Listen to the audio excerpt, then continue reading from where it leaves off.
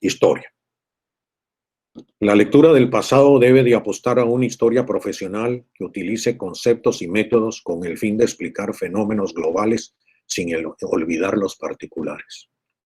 La historia se inscribe entonces en el orden del saber universal, aunque muchas veces está centrada en conocer lo particular. El conocimiento de lo particular debe de apuntar además a entender mejor lo global, no a entenderse solo por sí mismo. Esa es la diferencia,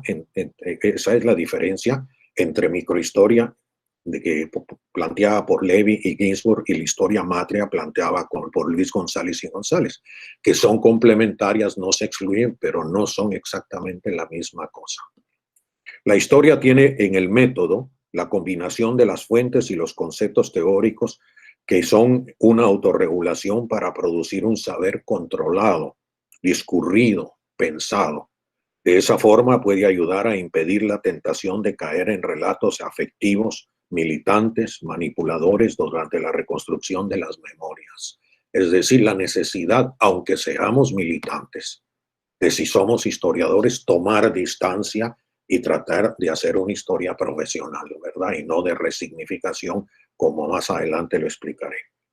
La historia puede ser el campo de batalla entre dogmáticos y heterodoxos, entre localistas y universalistas, entre diversos nacionalismos y creencias religiosas. Hay que evitar que la historia se convierta en la sirvienta de nacionalismos, de religiones, de memorias esencialistas. La historia es un desafío por estimular la erudición, entendida como saber universal necesario para captar lo que está en juego en el análisis. La lucha contra el positivismo descartó durante años la formación erudita, que luego fue retomada por Bloch, Hobsbawm, Thompson. Es decir, no podemos los historiadores no pretender tener un conocimiento erudito. Solo tener el conocimiento erudito y no tener un método ni teoría ya es grave. Pero pensar que el método y la teoría van a suplir los conocimientos generales a la hora de estudiar fenómenos históricos no es posible. Así que una invitación a los jóvenes, sobre todo, a leer todo tipo, a leer historia, a leer literatura, a leer geografía, a tener un saber que respalde su propia formación. Asimismo, el quehacer histórico implica trabajar la imaginación histórica, entendida esta como la capacidad de imaginar escenarios explicativos del fenómeno histórico que investigamos a partir de las fuentes que consultamos y luego apuntalar el escenario escogido a partir de la recreación de hipótesis y la formación de conceptos. ¿Qué quiero decir? Cuando nosotros estamos haciendo un análisis histórico, se nos presentan posibilidades de escenario. No hay nunca un solo escenario. Claro, una fuente lo puede jalar a uno a solo tratar de armar un escenario. Pero si buscamos varias fuentes, nos damos cuenta que ese escenario, que por ejemplo los documentos oficiales plantean, pese al ser confrontado con otro tipo de fuentes, con otro tipo de memorias y todo, pues ese escenario único tiene posibilidades de cambiar, y a eso es a lo que me refiero. Y es ahí donde es la imaginación histórica. No se trata de inventar, se trata de imaginar las posibilidades de lo que pasó con los datos que tenemos. Las fuentes escritas en los archivos no son las únicas fuentes, es muy importante eso. Las complementan textos de ficción. La literatura es muy importante, sobre todo si estamos haciendo historia política, historia ideológica. Las obras de teatro, muchas veces el teatro juega un papel muy importante. ¿Por qué?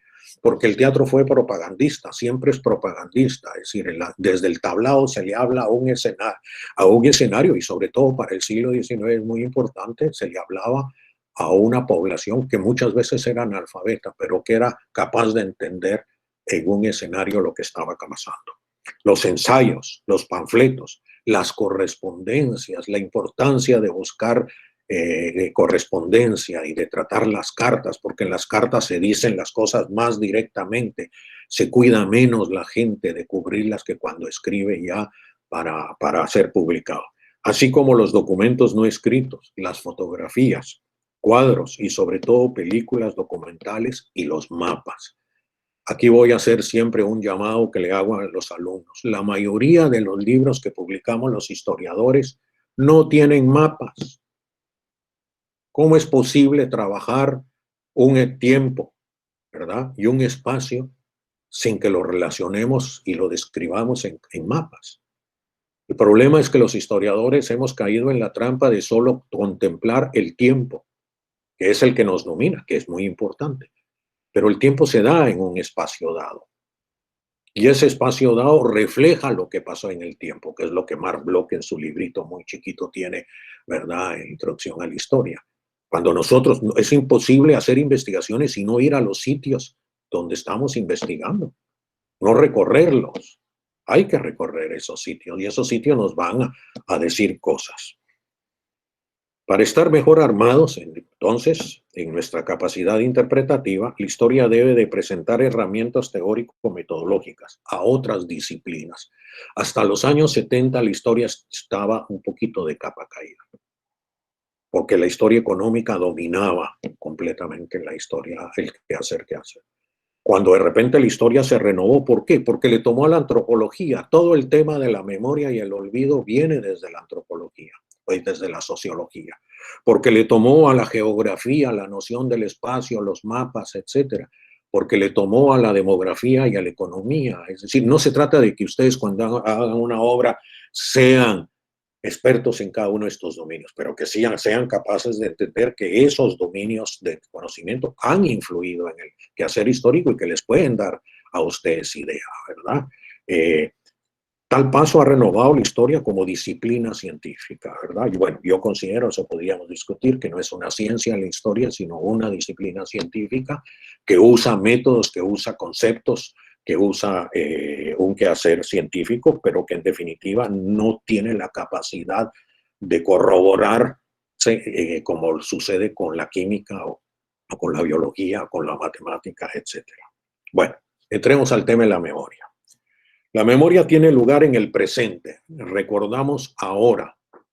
El pasado fue presente, pero no a la inversa. En el momento en que estamos, todavía el presente, el pasado no es, el presente no es pasado, será más adelante, pero estamos pensando desde el presente. Con el tiempo, el presente se convierte en pasado, pero no es cuando estamos investigando. Eso es lo que quiero decir, ¿verdad? La memoria está determinada muchas veces por las exigencias existenciales de las comunidades o pueblos para los cuales su pasado es un elemento esencial de la construcción de su ser colectivo. Es decir, la memoria está ligada a la identidad. Lo mismo diríamos de las memorias o testimonios personales, donde lo esencial es la construcción del ser individual. Sin embargo, la memoria comunitaria y la memoria individual no es la memoria de todo lo que pasa en el mundo o de la relación de ese individuo y de esa comunidad con el resto de las sociedades y de la historia general. La memoria está determinada muchas veces por las exigencias, sí. De esa forma, las memorias tienen especificidades étnicas, generacionales, de clase, de género, territoriales. Sin embargo, memoria hay más de una.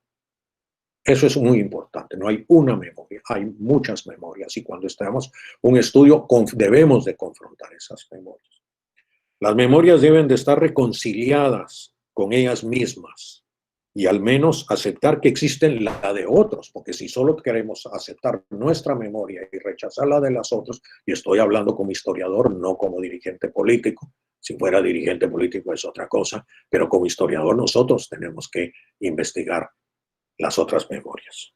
Es decir, hay que ayudar a que un pueblo no se repliegue sobre su memoria, nada más, hasta el punto de volverse sordo frente a los sufrimientos o reclamos de otras comunidades. La memoria no debe convertirse en refugio.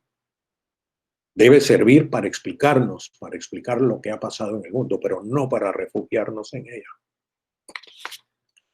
Los sujetos preferenciales de la memoria hoy en día, ¿cuáles son? Bueno, ya lo sabemos, los migrantes, las víctimas de la represión, los marginados, las mujeres, los pueblos nativos de América o del mundo en general. Es ahorita donde se aplica fundamentalmente la memoria, pero la memoria puede ir mucho más allá de estos temas o de estos sujetos que son los más estudiados en la actualidad. A la memoria le damos tajos, la cortamos, es decir, la seleccionamos por vergüenza, esto no queremos decirlo, por horror, realmente no puedo recordar lo que pasó porque es muy fuerte, por dolor, a mí la verdad es que me golpeó muchísimo. Le amputamos pasajes a la memoria. Hay hechos que solo somos capaces que afloren a nuestra memoria si nos acompaña la sociedad entera, pues solo así podemos soportar el recuerdo, como es el caso de las violaciones, las masacres, los genocidios, ¿verdad? Genocidio de Alemania, el genocidio de Turquía, el genocidio de Guatemala, etcétera, etcétera.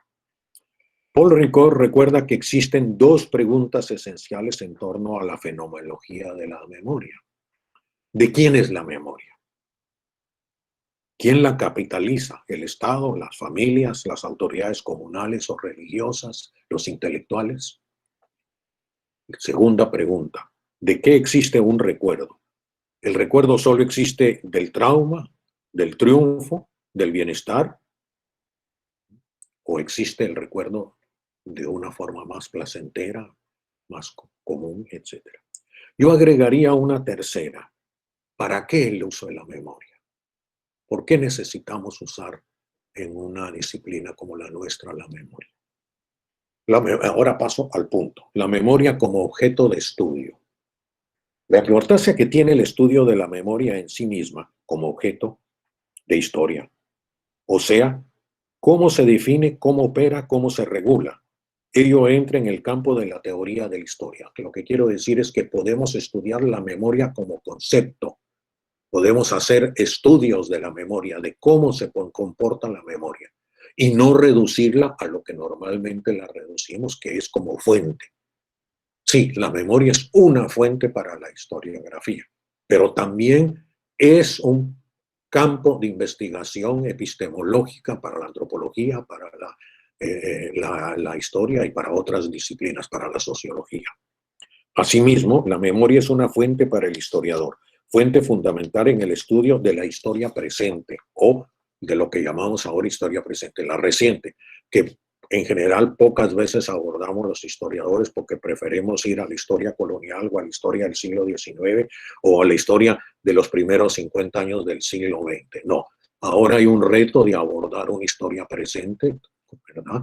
Normalmente se decía es que no podemos hacer historia presente porque no han pasado 50 años o 60 años para tener la suficiente distancia. Yo creo que eso ha quedado atrás ahora gracias a estos préstamos que la historia como disciplina ha hecho.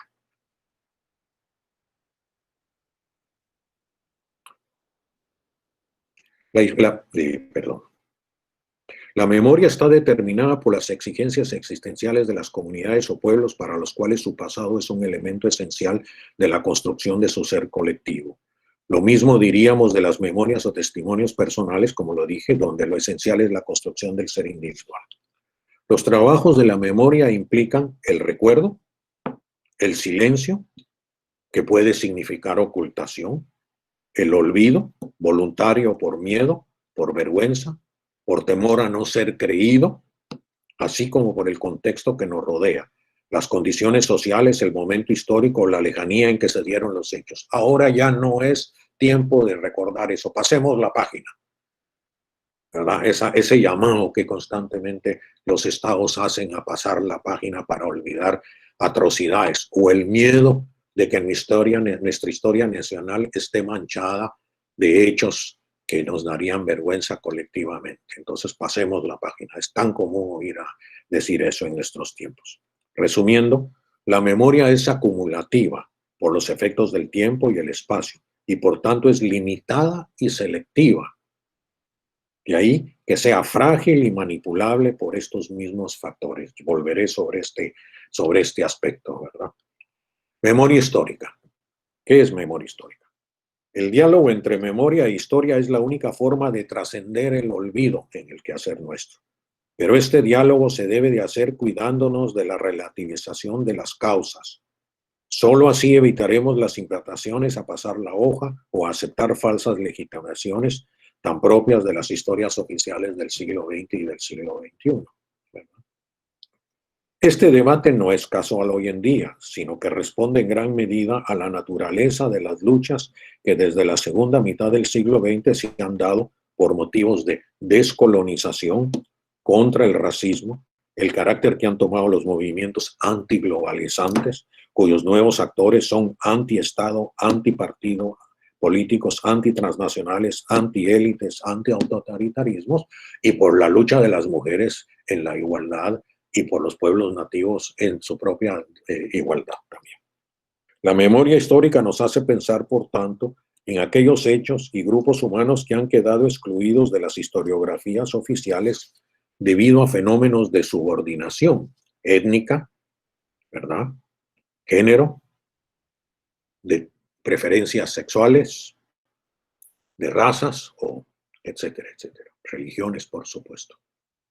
Disciplinariamente, la antropología, la sociología, la geografía como la historia buscan problematizar la memoria. Y de ahí que debemos dialogar con ellas. Memoria colectiva e individual. La memoria colectiva es condición insoslayable de la memoria individual por el hecho de que hay un carácter social en la memoria. Esto, el famoso Holbach, el Maurice Holbach, el francés que en los años 20, 30, 40 trabajó memoria colectiva y memoria social, y que él es el padre verdaderamente de todo este desarrollo disciplinario. Pero hay que distinguir entre memoria colectiva como memoria de grupo y la memoria social, la cual no tiene soporte de ningún grupo en específico, sino que es producto de residuos de varias memorias colectivas con dimensión universal. La historia nacional no es la de un grupo, agarremos la historia francesa, la de los franceses, sino es una historia conformada por diferentes memorias colectivas y hechos y por agentes externos, obviamente, en la lógica de la historia francesa. La memoria colectiva es, por tanto, el recuerdo o conjunto de recuerdos conscientes e inconscientes de una experiencia vivida o mitificada por una colectividad, alimentada por su identidad, ¿verdad? Y ahí es donde juega un papel en la construcción de nacionalismos. Se inscribe siempre en el presente, es concreta y no aspira a la universalidad, sino a la particularidad. Por eso está ligada a la identidad. No hay una memoria mundial. Nos hace falta una memoria. Hay quienes que han escrito en ese sentido. Hobsbawm es uno en sus últimos libros sobre la historia del siglo XX. Pero siempre es parcial, porque cuando vemos, pues no trató Asia de la misma forma que la debería de tratar. América Latina quedó relegada, Oceanía no existe, etcétera, etcétera. Entonces, es difícil que haya una memoria universal, desgraciadamente, ¿verdad? Es decir, a pesar de que la Declaración de los Derechos del Hombre es universal, la memoria no va en esa lógica. Es concreta y no aspira a la universalidad, sino a la particularidad, y por eso está ligada a la identidad. Lengua, costumbres, conceptos de tiempo, espacio, hábitos. No todos tenemos el mismo concepto del tiempo. Y en un país como México lo sabemos, el concepto del tiempo de los indígenas no es igual al concepto del tiempo de los no indígenas, de los mestizos o como se les quiera llamar. El de los urbanos no es lo mismo que el de los rurales, no tenemos la misma forma de medir el tiempo. Y eso lo tiene que tomar en cuenta un historiador si va a trabajar urbe, si va a trabajar campo, etcétera, ¿verdad? No podemos imponer nuestra educación urbana y centralista muchas veces sobre la lógica de medición del tiempo de áreas de la sociedad que estamos trabajando fuera de la urbe. La memoria es social, por su parte, porque es un proceso de construcción generado y en marcos sociales en los que se encuentran las personas más allá de la colectividad, es decir, generados por las instituciones sociales en que hemos sido formados como ciudadanos. Ya no es nuestra comunidad, sino el Estado, o las lecturas de los autores extranjeros que hacemos, etcétera, o con los que dialogamos. Ahora paso a la historia de la resignificación, que es la historia muy colectiva.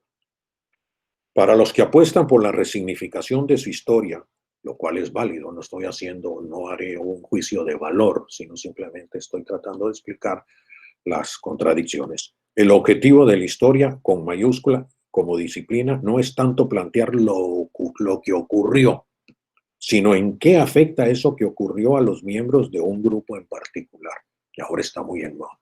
A mí no me interesa hacer historia de México en general, lo que me interesa es hacer historia de los grupos indígenas de Oaxaca en cómo lo vivieron. De esa manera, lo que cuenta para este tipo de historia no es la explicación general o universal de los hechos, sino la significación que ellos producen en determinada colectividad.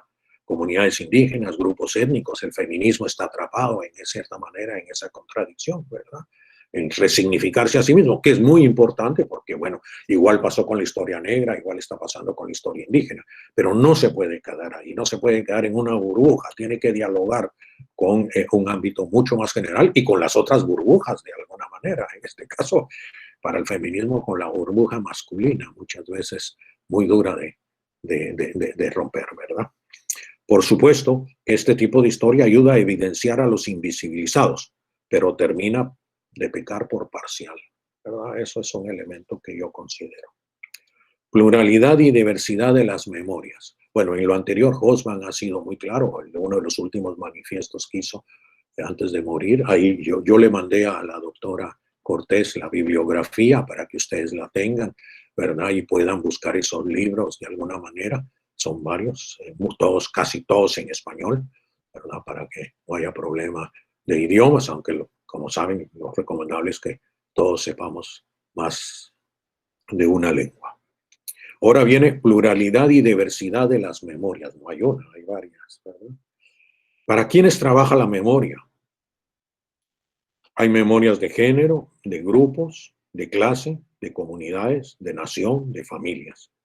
A mí me interesa hacer el señalamiento ahora, plantear el tema de la familia, El tema familiar es muy importante porque marca la primera referencia de origen de nuestra memoria y puede ser conseguida por vía múltiple.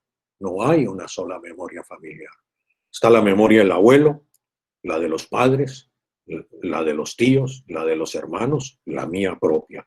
Y muchas veces estas se conjugan y se confunden, ¿verdad? Es decir, se extiende en varias generaciones la memoria. Lo mismo sucede en la memoria comunitaria, la llamada tradición. ¿Es mi memoria individual o es la memoria de las autoridades tradicionales? ¿Quién regula esa memoria? Esas autoridades tradicionales, ¿quién regula en la familia la memoria? ¿Mi mamá? ¿El abuelo? Si soy hijo de madre soltera, es mi madre, pues la memoria del padre no está, ¿verdad? Si los abuelos siguen siendo muy patriarcales, la memoria del abuelo es muy importante. Si un tío triunfó políticamente o comercialmente, pues la memoria de ese tío va a tener una influencia muy grande. Eso es para decirle que el día en que hagan historia familiar, entrevisten a todos, no se queden con la memoria propia o lo que me dijo mi mamá, ¿verdad? Por decirlo de alguna manera, lo cual no quiere decir que no sea importante, simplemente es contrastable con otras memorias. Los recuerdos femeninos y masculinos marcados por el tiempo y el espacio no se ordenan de la misma manera. No ordenamos las mujeres y los hombres de la misma forma los hechos, no le damos la misma importancia. De ahí que cuando ustedes entrevisten a hombres y mujeres, hagan cuadros diferenciados y después los hagan dialogar, ¿verdad? Porque obviamente estamos marcados por razones diferentes. A un ama de casa, su memoria y su espacio vivido, ¿verdad? O vívido, como quieran decirlo, pues es diferente al que sale todo el día y viene y considera que con solo aportar el alimento ya no tiene nada que ver ni de nada que encargarse, ¿verdad? No es lo mismo en los lugares de trabajo la memoria de una mujer que tiene un sueldo menor que un hombre haciendo lo mismo, ¿verdad? Entonces, todos esos elementos hay que tomarlos en cuenta. La familia introduce en la memoria una jerarquización. Finalmente termino en las memorias cuando los padres son de diferente estrato social, formación y religión. Ese es otro elemento, ¿va? Mi mamá es católica, pero mi papá es adventista. Coño, ¿cómo manejar la memoria? ¿Verdad? Mi papá es un profesional y mi mamá es una ama de casa. Al revés, mi mamá es una triunfadora y mi papá, bueno, ¿verdad? Etcétera, etcétera. Entonces, esa complejidad la debemos tener muy presente. Lo mismo en una comunidad, no es lo mismo la memoria colectiva de los cofrades o de los principales a la memoria del personaje más, o la de los dirigentes políticos, o la del alcalde, ¿verdad? Tan importante, o la del diputado, etcétera, etcétera. Testimonio y memoria. El recorrido epistemológico de la memoria pasa por 4 fases de operación historiográfica en torno al testimonio. No es lo mismo el testimonio que la memoria. Entonces ahora vamos a buscar el testimonio como fuente de conocimientos a los que entrevistamos. La recogida del testimonio que debe ser preferencialmente múltiple. No nos podemos quedar con un testimonio. Claro, si solo tenemos uno, pues es excusable, pero si tenemos oportunidad de hacer más testimonios es fundamental y los tenemos que contrastar. ¿Por qué no se piensa de la misma manera, verdad? Es más, no solo los tenemos que contrastar, sino no basta con entrevistar una sola vez a una persona. Es importante entrevistarla las veces que podamos porque va cambiando a cada entrevista. Una colega mía que es guatemalteco-canadiense, Carlota Mascalister, que estudió la guerra, y estudió la guerra en un lugar donde fue de las masacres más importantes que se llama Chupol. Ella cuenta que la primera vez que fue a entrevistar a la gente y les preguntaba, pero ustedes, además una población que estaba muy comprometida con la guerrilla guatemalteca, que les preguntaba, ¿ustedes conocieron a la guerrilla? No. Los vimos pasar ahí por la montaña. Cuando regresó, ¿ustedes conocieron a la guerrilla? Bueno, sí, vinieron y nos hablaron y a veces les dimos comida. A la tercera vez, ¿ustedes conocieron a la guerrilla? Bueno, la verdad es que yo fui colaborador, ¿verdad? Y a la cuarta vez, bueno, mire, mi papá era militante. Es decir, ningún testimonio te va a abrir el corazón de la primera vez y decirte los recuerdos. Por eso es importante regresar y trabajar, ¿verdad? Y claro, es difícil, porque es difícil regresar, pero es muy importante como método tener eso claro. La investigación en los archivos con el fin de contrastar los hechos narrados. Es muy importante, si hay archivos, contrastar lo que se nos dijo de palabra con lo que se dice en los escritos. Sabiendo que los escritos hay también historia oficial, hay sesgo, lo que dicen los documentos oficiales, y oficiales no solo los documentos del Estado, los documentos oficiales de un partido, de una guerrilla, de una familia, etcétera, etcétera. Y por lo tanto hay que contrapuntear testimonio, ¿verdad?, con documentos.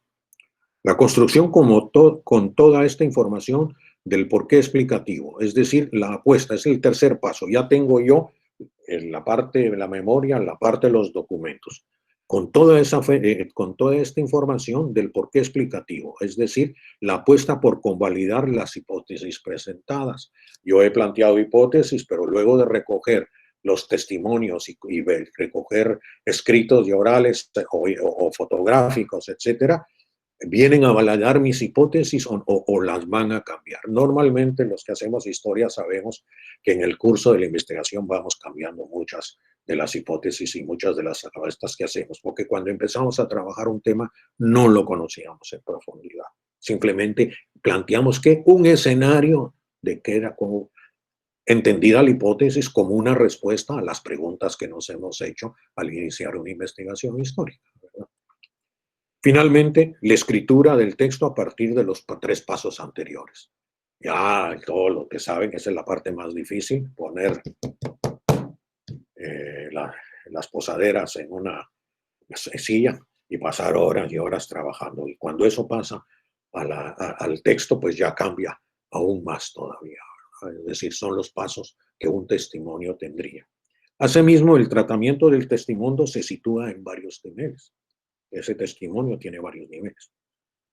El testimonio es una expresión narrativa, una extensión de la palabra por medio de la memoria, por medio de la palabra oral o escrita, porque hay testimonios escritos, gente que deja, ¿verdad? Todo testimonio se ve forzado si se cumple repetir el ejercicio en la medida en que se logra apoyar la fiabilidad del primer testimonio, que es lo que les explicaba antes. El testimonio tiene que ser contrastado con otros testimonios sobre el mismo hecho y sobre todo testimonios a veces personales. Se recuerdan, no sé si los jóvenes han visto la película Ramoshón de Kurosawa en 1950, ¿verdad? Que plantea un asesinato desde 7 personas. Pues así es. Cuando uno se junta con compañeros que vivieron un mismo hecho, no todos vamos a recordar lo mismo. Unos fuimos más impactados por esto, no por otro, pero recogiendo se puede armonizar y muchas veces corrigiendo el propio testimonio. A mí me ha pasado, ¿verdad? No, que pasamos la frontera a las 5 a las 5 de la mañana y después resulta que no, que la pasamos a las 3 de la tarde, pero bueno, a mí algo sucedió en las 5 de la mañana o pensé que era muy temprano pasar la frontera a las 3 de la tarde, etcétera, etcétera. Estoy caricaturizando, pero eso es muy normal en la contraste. El testimonio debe pasar por la prueba documental y visual, ser contrastado con otras fuentes. El caso de el caso de un anarquista español. Llega el entrevistador y le dice a la hija: mire, tengo entendido que en su pueblo su papá fue un dirigente anarquista. No, mi papá nunca fue dirigente anarquista ni tuvo nada que ver con eso. Mi papá era un simple ciudadano que lo fusilaron por ser partidario de la República, pero ni mucho menos. ¿Usted tiene fotografías de su papá? Sí, sí, aquí ya. Pero miren la que me está dando. Su papá tiene en el brazo el brazalete de la CNT, de la Confederación Nacional de Trabajadores Anarquista. ¿Por qué dice usted que no fue anarquista? Simplemente la defensa de que papá no fuera un perdedor, de que papá no fuera una persona que en este momento está desprestigiada en España, etcétera, etcétera. Entonces, no fiarnos a eso, sino contratarlo. La memoria y los testimonios cambian con el tiempo según los periodos y la vida y la época. Claro, el tiempo va pasando, se nos va olvidando, lo vamos modificando, ¿verdad? Esa memoria. Y eso el historiador tiene que trabajarlo, tiene que trabajarlo. Si uno hace una entrevista en el 2020 y regresa a finales del 2021 a entrevistar a la misma persona, se va a dar cuenta que modificó en algo su memoria y su testimonio. La lucha contra el olvido. La memoria y la historia son fundamentales para luchar contra el olvido. El olvido es el reto por excelencia opuesto a la ambición de la fiabilidad de la memoria. Es más, cuando el olvido es manifiesto, es un olvido ejercido. Hay olvido no ejercido y olvido ejercido, ¿verdad? Recordemos que también existe la memoria creadora de olvidos y esa memoria es muchas veces la memoria oficial. Lo que pasó en una guerra, nos quedamos con la versión oficial y no queremos decir los desmanes que nuestro país cometió, o lo que sucedió en una organización militante, o lo que organizó en una huelga, etcétera, etcétera. El olvido resulta, por tanto, ser un elemento fundamental de la memoria y se da por razones sociales, individuales o colectivas. Forma parte de la memoria. El olvido en que estaban los pueblos indígenas mexicanos más allá del indigenismo. Por supuesto que en 1994 vino a cambiar mucho eso, pero lo ha cambiado globalmente o sigue existiendo un olvido de los pueblos indígenas. Hay naciones latinoamericanas donde la población indígena es muy importante. Para superar el olvido hay que pasar por el proceso de reconstrucción de los hechos pasados. Es una de las funciones esenciales de la historia como disciplina. Por eso sacaba el ejemplo de la fotografía. Si yo me quedo con el testimonio de la señora y no le pido la fotografía, no reconstruyo realmente qué fue lo que pasó. Aunque muchas veces posiblemente en las listas, en los archivos oficiales españoles, ¿verdad? Esté claro de que el abuelo o el papá era un anarquista y esté en las listas de los anarquistas. Hay varios tipos de olvido. El oficial, que puede ser nacional, regional o local, o familiar. La amnesia, que puede ser la consecuencia de un daño a regiones del cerebro que son esenciales para el procesamiento de los recuerdos. Tal es el choque que tengo amnesia, no me recuerdo, no es mala voluntad, no es engaño, no es darle un tajo, simplemente el tajo me lo dieron razones fisiológicas. Producto de un shock emocional o muchas veces la amnesia producto de juicios, ¿verdad? A lo largo de un juicio tan largo termina habiendo amnesia muchas veces. Pero también el olvido es la amnistía. Cuando un Estado o un cuerpo jurídico decide dar amnistía y borrar de la memoria el recuerdo de los hechos pasados. ese caso que es la lucha por las memorias que hay ahora en Guatemala, ¿verdad? El ejército y los políticos de derecha y los vencedores queriendo que haya amnistía y que se olvide todo, y las víctimas y los perdedores diciendo no se puede pasar la página de esa forma. Pero no solo ahí, en México con el caso de Ayotzinapa, en Chile toda la pelea de los mapuches, en Argentina la historia de la guerra sucia, y bueno, ahí podríamos seguir, ¿verdad? La pelea por la memoria que hay en España, creo que la compañera Naranjo lo sabe perfectamente, está en el centro ahorita del debate, la pelea por la memoria, ¿verdad? De hechos que pasaron hace 80 años, ¿verdad? Pero que siguen jugando un papel muy importante en la historia del país. El ejercicio de la memoria no tropieza necesariamente solo con el olvido, sino también con la imposibilidad de recordar por diferentes circunstancias. Bueno, Primo Levi y Jorge Semprún son claros a la hora de escribir sobre el Holocausto, siendo ellos sobrevivientes, ¿verdad?, de ese Holocausto. Denuncian, pero al mismo tiempo quieren olvidar, ¿verdad? Y quieren olvidar porque se sienten culpables de haber sobrevivido. Por eso se suicidó Primo Levi, ¿verdad?, la culpabilidad de haber sobrevivido a un holocausto, etcétera, etcétera. Recapitulando, en el proceso de rememoración, la anamnesis, la memorización, el recuerdo, el silencio y el olvido exigen al investigador confrontar todos los testimonios que se puedan recabar para lograr aproximarse a la verdad. Ahí estaba leyendo yo, ¿verdad?, una cosita que tenía uno de los compañeros o compañeras aquí, que decía que la historia es la verdad. No, hay muchas verdades. Lo que busca el historiador es acercarse a la verdad. Es muy difícil que pueda decir que las cosas fueron así. Además, recordemos que la historia es perfectible, que no es definitiva. Lo que nosotros te estamos diciendo ahora va a modificarse en el tiempo porque aparecen nuevas fuentes, nuevos conceptos, nuevas miradas que van haciéndola cada vez más perfectible y tratar de acercarnos a la verdad. No pensemos que tenemos la verdad los historiadores, que ha sido, bueno, una lógica muy positivista, ¿verdad?, de la historiografía.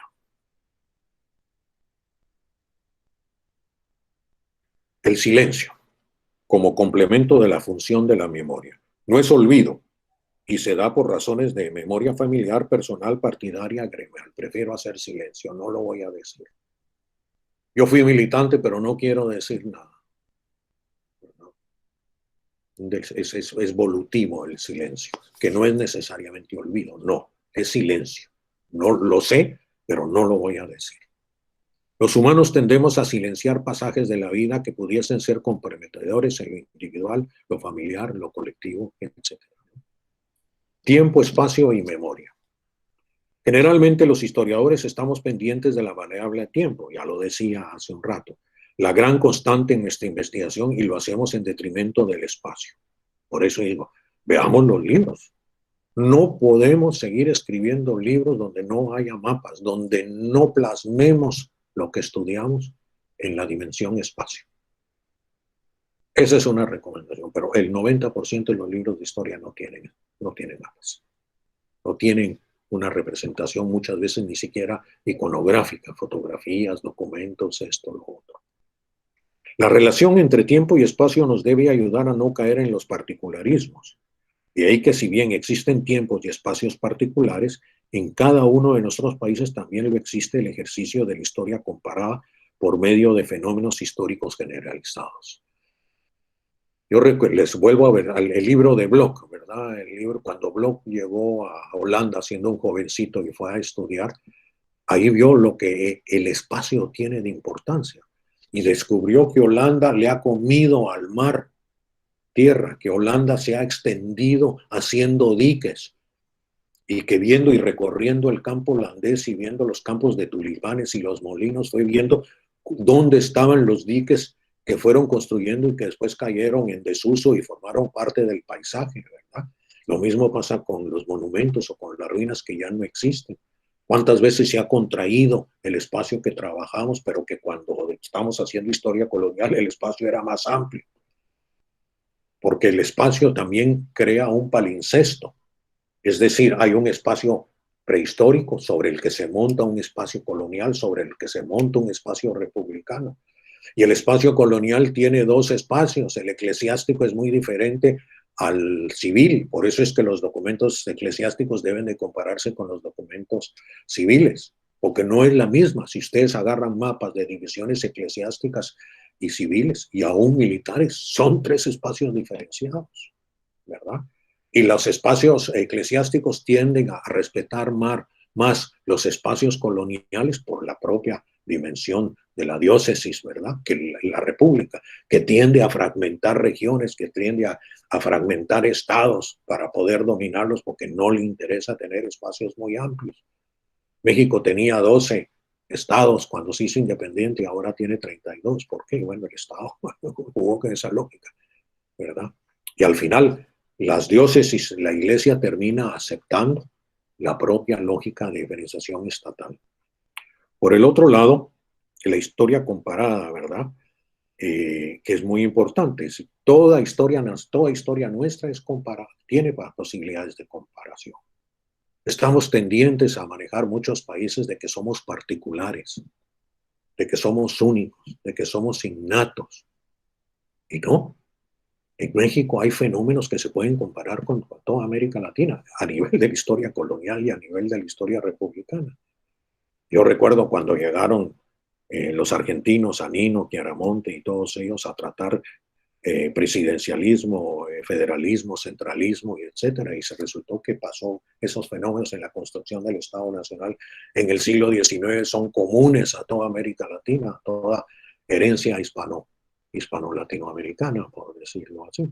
Entonces es muy importante, ¿verdad? Comparar, es decir, no quedarnos con una literatura solamente nacional. Normalmente los estudiantes cuando son muy jovencitos le dicen a uno, profesor, deme lecturas. Y uno le da lecturas un poco, no, profesor, yo quiero que usted me dé lectura del sujeto que yo voy a trabajar. Pues no te puedes quedar solo con la lectura del tema que vas a trabajar, tienes que trabajar cómo se trabajó en otras partes de México ese tema, cómo se trabajó en otras partes de América Latina.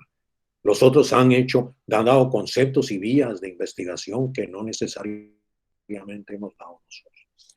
En nuestros países hay una polifonía territorial, ya lo señalé, ¿verdad? Y ya no quiero volver a insistirlos.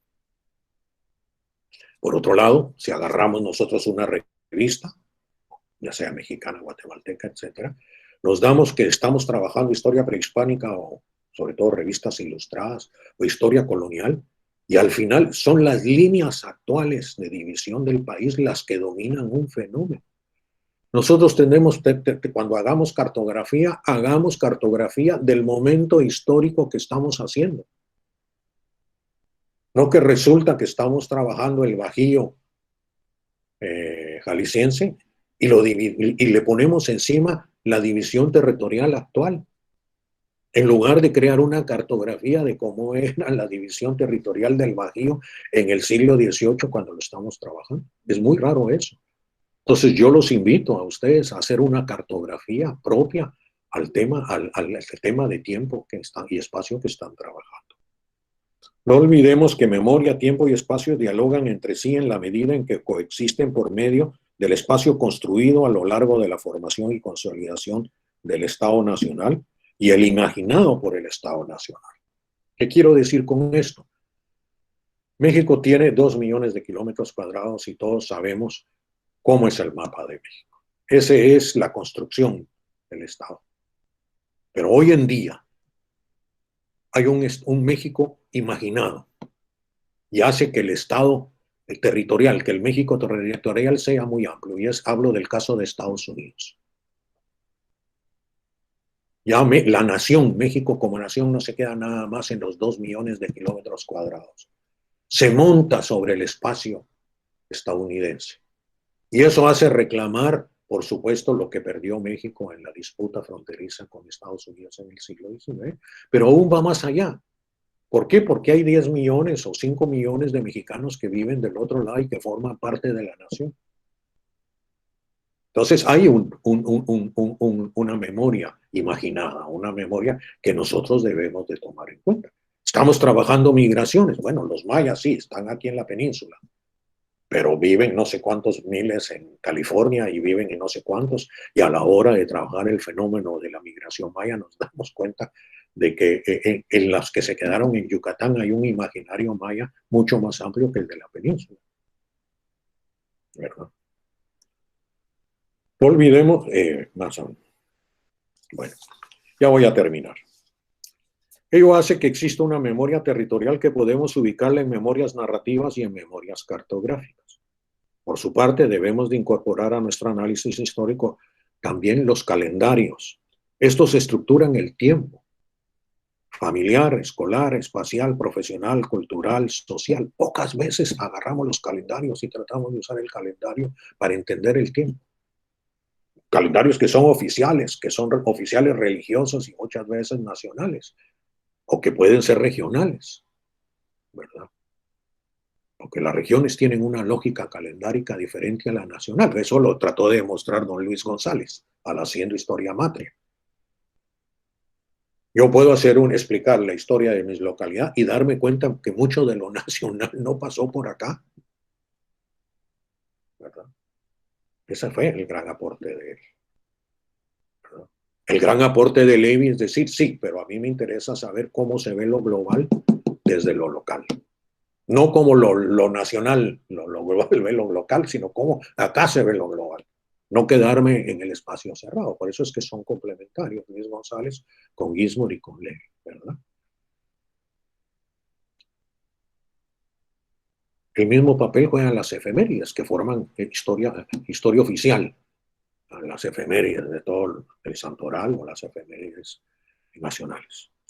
Paul Ricoeur recuerda que en relación al tiempo hay tiempo vivido y tiempo histórico, más aún tiempo cósmico, que define el acontecimiento fundador. Cuando surge el pasado intemporal estamos frente al mito.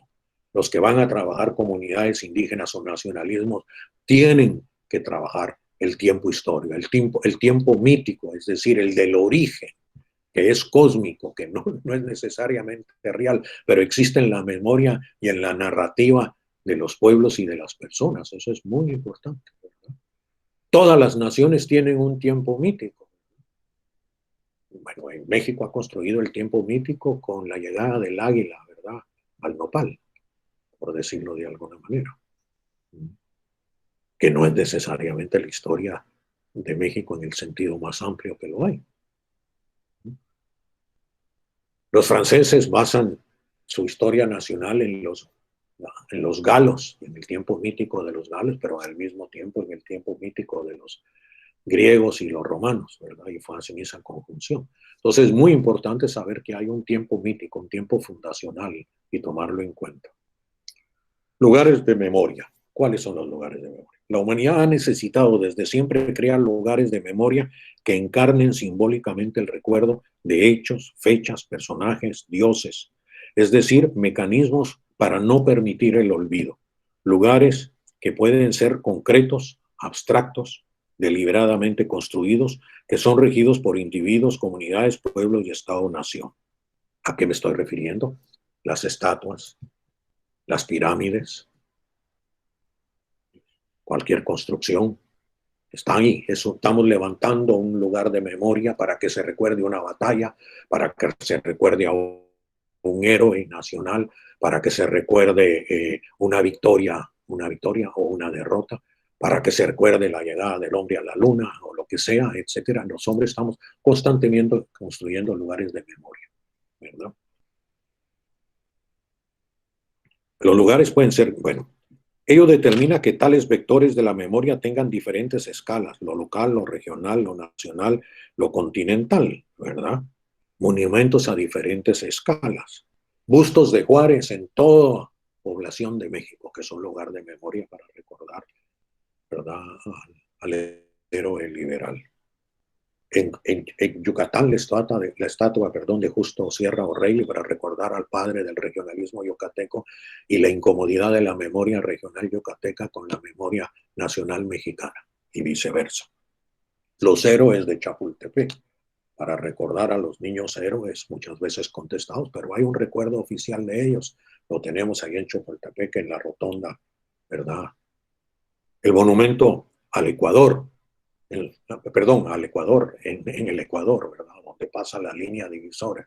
Y cuando uno visita el Ecuador va, ¿verdad? Y es más, ustedes saben, en los siglos anteriores al siglo XX, cuando se pasaba el Ecuador, sobre todo en el siglo XVI, XVII y XVIII, en el barco, normalmente protestante, normalmente católico, se bautizaba a la gente al pasar al Pacífico, porque decían que el bautismo solo tenía efecto, sí, dado en su pueblo en el hemisferio norte y no en el hemisferio sur, ¿verdad? Entonces, bueno, todo esa parte forma parte de los lugares de memoria, y lugares de memoria hay muchos. Las placas, las calles, ¿verdad? Todas las placas para recordarle a uno. Y una veces en la Ciudad de México le dicen Juárez tal, pero no le dicen la colonia, y puede pasar uno toda una vida perdida buscando las diferentes calles Juárez con el número tal, ¿verdad? Pero es así. Y está hecho porque la memoria nacional recuerde el papel que tuvo Juárez. ¿Cuáles son otros lugares de memoria?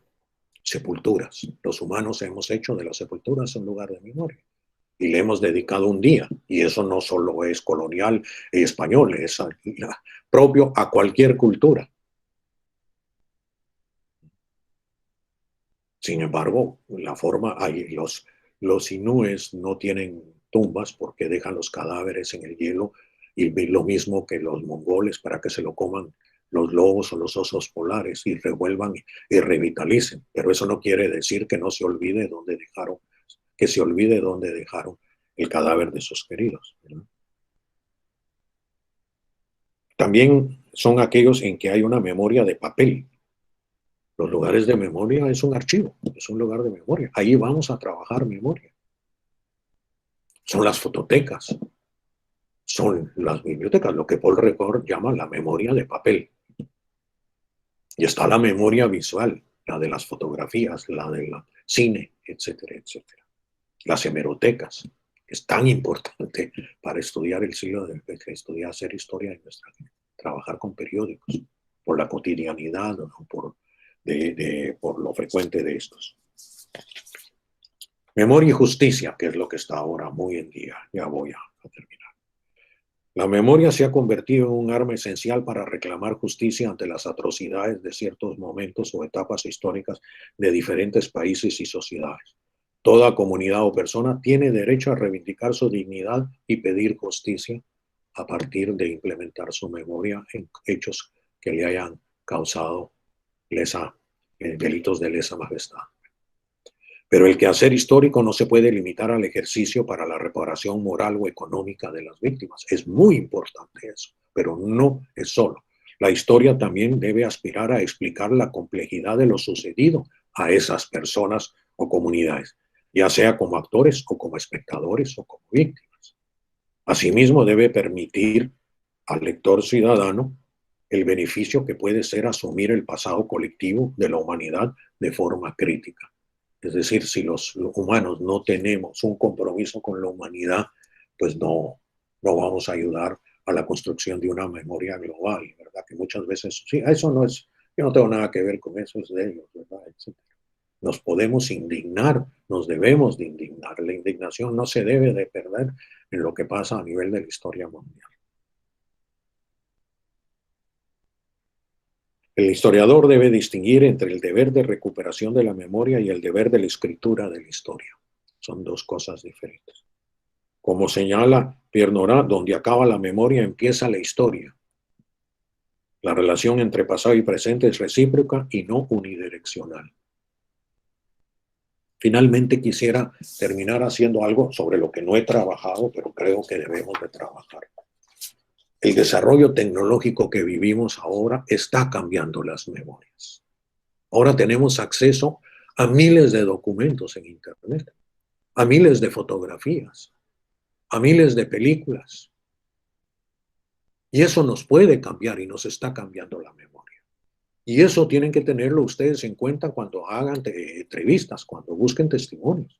Si lo que les está diciendo el personaje entrevistado es porque vio la película en la que él fue partícipe de los hechos y esa memoria le cambió, nos está revolucionando la memoria, la tecnología.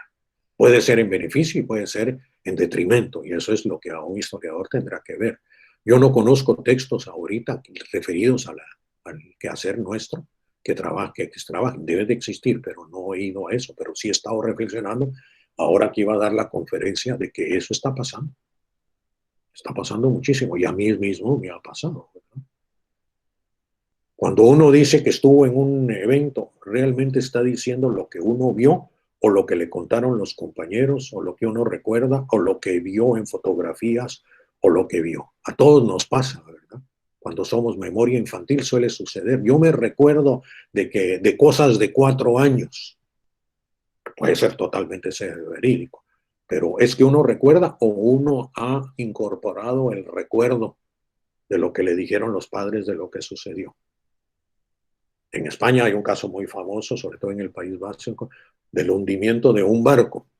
Toda la población del pueblo, que enfrente de donde se decía, ahí se hundió el barco, delante de mis ojos, enfrente. Cuando hicieron arqueología marítima, descubrieron que el barco se había hundido a 20 kilómetros de distancia y que nadie había visto ese barco hundir, ¿verdad? Entonces, todo eso también es muy importante tomarlo en cuenta, ¿no? Entonces, con eso termino. Yo